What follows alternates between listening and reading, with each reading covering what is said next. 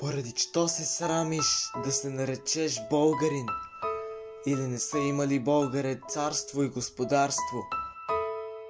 Тос монах тъмен, в килията на манастира, под искрицата на късче плам, българските корени издири, себе си пожертвал сам.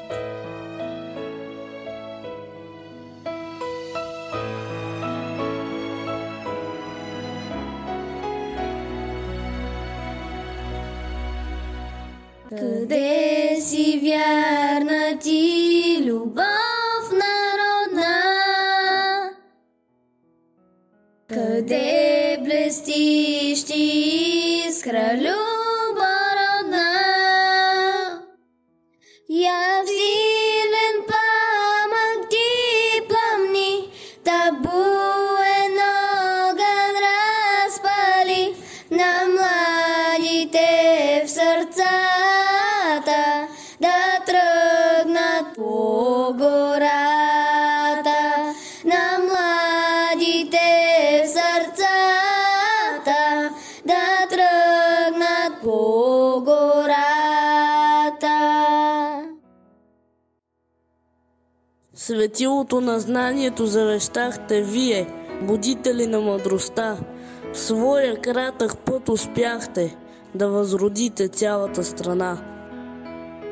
Бдеше над племето турската доба, гаснеше вече последна искра, но в тази очернена, бездънна отроба се роди желание за свобода. В името на този идеал, затънал в нищетата на народа, следите на историята начертал, избягвайки егоистичната угода. Поклон, будители! Благодарим за всяка буква, благодарим за нашите училища, даряващи силата на знанието, и за църквите, в които Бог проговори на нашия език.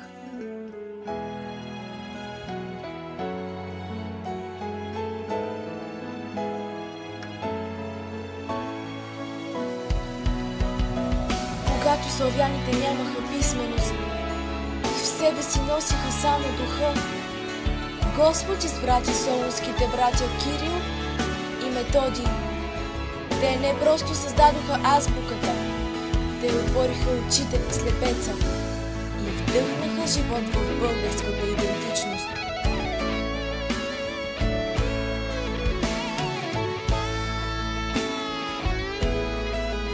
Живейте вие, българи, от Бога надарени!